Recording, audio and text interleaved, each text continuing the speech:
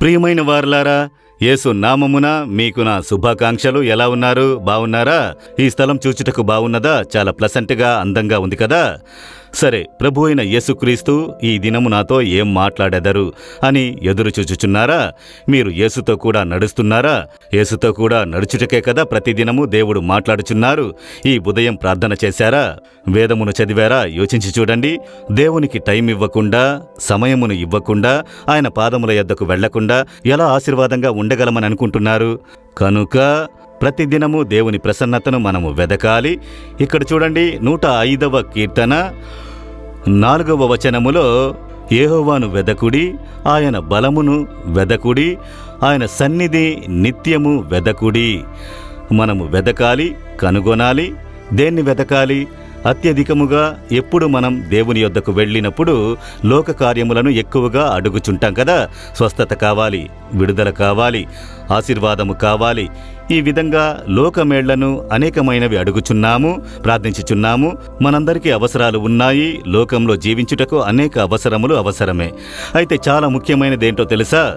ప్రభువు, ఆయన శక్తి. ప్రభువుని మనము వెదకాలట. దేవుణ్ణి మనం సమీపించాలి. దేవా, మీరే నాకు కావాలి. మీరెప్పుడూ నాతోనే ఉండాలి. మీ ప్రసన్నత నాతోనే ఉండాలి. ఆయనను మీరు వెదకాలి. ఆయన శక్తి. మనం ఈ లోకంలో జీవించుటకు ఒక శక్తి అవసరము. ఏ కార్యము చేయుటకు ఒక పవర్, ఒక శక్తి, ఒక బలము అవసరం కదా. అవునా? అనేకులు అనుకుంటున్నారు పరుగు పందెంలో పరిగెత్తుటకు, ఆటలాడుటకు, ఒక స్పోర్ట్స్కు వెళ్ళుటకు దానికే కదా శక్తి కావాలి అని. కాదు, ఇంటి పని చేయడానికి కూడా బలము కావాలి. ఒక ఆఫీస్ పని చేయడానికి ఒక శక్తి, బలము అవసరము.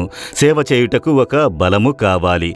దేనిని చేసినను మనకు ఒక శక్తి అవసరము. అదేమనగా శరీర శక్తి కంటే ఆత్మశక్తి అవసరము. మన స్పిరిట్లో ఒక పవర్ ఉండాలి. అప్పుడే మనం చేసే కార్యము నైపుణ్యముగా, చక్కగా, జయముతో చేసి ముగించగలము. మీరు చదువుకోవాలంటే కూడా మీ ఆత్మలో ఒక బలము మీకు అవసరము. కనుక ప్రభువుని, ఆయన శక్తిని మనం వెదకాలి. ఈ బలము నాకు కావాలి దేవా అని చెప్పి మనము వెదకాలి.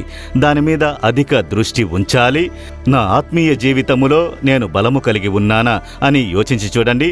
చిన్న చిన్న కార్యములకు సోలిపోవుట, ఏడ్చుట, అలాగే మీరొచ్చి ఎందుకు నేను జీవించాలి అని చెప్పుట, వీటన్నిటికీ కారణము మీలో బలము లేదు.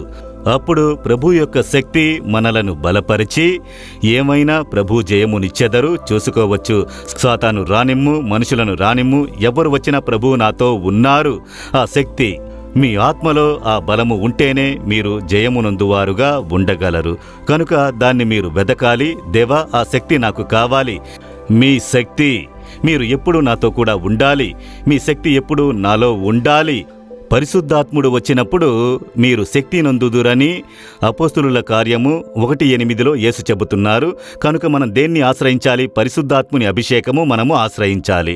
ప్రతిదినము ఆ ఆత్మలో నింపబడుటకు ప్రార్థించాలి. ప్రతిదినము ఈ శక్తి అవసరము. చూడండి, నేను ఇన్ని సంవత్సరాలు సేవలో ఉంటున్నాను. దేవుడు నన్ను అభిషేకించి ఉపయోగించుచున్నాడని ఉండడం లేదు. అనుదినము ఆ శక్తి నాకు కావాలి. ఒక న్యూ పవర్, న్యూ స్ట్రెంగ్త్, ఒక్కొక్క రోజు ఒక నూతన బలము, కొత్త శక్తి కావాలి.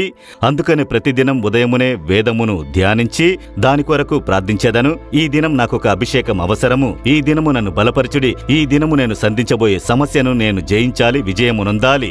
ఈ దినం నేను చేయబోయే కార్యములో జయము కలగాలి. నన్ను బలపరచుడి. అప్పుడు దేవుని, ఆయన శక్తిని ఆశ్రయించాలి. ఆయన సమూహమును నిత్యము వెదకుడి. ఆయన సమూహము, ఆయన ప్రసన్నత. అందుకనే చెబుతున్నాను, ప్రార్థించే సమయము దేవుని పాదముల యొద్ద కూర్చొని, మీ సమూహమునకు నేను వచ్చి ఉన్నాను, మీ పాదముల యొద్దకు నేను వచ్చి ఉన్నాను దేవా, నాతో మీరు మాట్లాడండి, నన్ను బలపరచండి, ఆశీర్వదించండి అని చెప్పి వేదమును ధ్యానించి ఆయన సమూహంలో కనిపెట్టుకుని ప్రార్థించుట మెడిటేషన్ అనునది. వేద వాక్యమును, ఈ వాక్యము మనకు ఇచ్చిన దేవుని ధ్యానించుట, అలా ధ్యానించి ప్రార్థించుటయే ఆయన ప్రసన్నతను వెదకుట. కనుకనే నేను చెబుతున్నాను, ప్రతిదినం ఉదయం లేచిన వెంటనే మొదట దైవ సమూహంలో కూర్చుని మంచిగా ముఖం కడుక్కొని, పండ్లు తోముకొని, ఫ్రెష్గా దేవుని పాదముల యొద్దకు వెళ్ళి, సాధ్యమైతే మోకరించి ఒక వాక్యమును చదివి, అలాగే కనిపెట్టుకొని ప్రార్థించుట.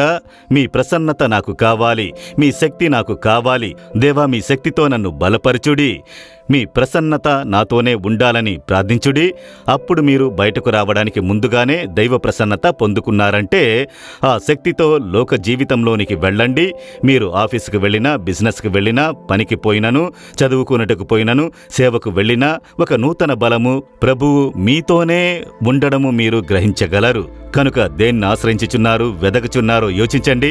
ఒట్టి లోక కార్యమునే వెతికి వెతికి వెతికి సమయమును వ్యర్థపరచుకోకూడదు. ఒక రోజుకు 24 గంటలు ఉన్నవి కదా. దేవుని వెతుకుటకు ఎంత సమయమును ఇచ్చుచున్నారు, ఆయనను ఆశ్రయించుటకు ఎంత సమయము ఇచ్చుచున్నారని యోచించి చూసి దానిలో జాగ్రత్త కలిగి ఉంటే మీ జీవితంలో మిగతా అన్ని కార్యములు సరిగ్గా జరుగుట మీరు చూడగలరు. మీరు దీన్ని విడిచిపెట్టారంటే అన్నీయు బాధింపబడును. కుటుంబం బాధింపబడుతుంది, బిజినెస్లో బాధింపు కలుగును, ఉద్యోగంలో బాధింపు వచ్చును, పరిచర్యలో బాధింపు కలుగును, తడబాటు కలుగును, భయం వస్తుంది, కలవరం వస్తుంది, నీరసం వస్తుంది. వీటన్నిటికీ కారణము మీకు బలము లేదు, మీరు దైవ ప్రసన్నతకు వెళ్ళలేదు. కనుక ఈ దినం దాన్ని తీర్మానము చేసి, దేవా నన్ను క్షమించండి, నేను ఇక మీదట మీ ప్రసన్నతలోనికి వెళ్లకుండా బయటికి పోను, దేన్ని చెయ్యను, నాకు ఆ బలమునివ్వండి అని అడగండి. ఆయన శక్తిని ఆశ్రయించుడి, ఆయన ప్రసన్నతను ఆశ్రయించుడి, మీరు ఆశీర్వాదంగా ఉండెదరు. అలాగే చెబుతారా, దేవా మీరు నాకు కావాలి, మీ శక్తి నాకు కావాలి, ఎప్పుడు మీ శక్తితో నన్ను నింపి నన్ను బలపరచండి.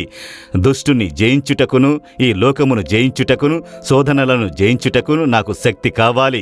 నేను నిత్యము మీ ప్రసన్నతను వెతికే హృదయమును నాకు ఇవ్వండి.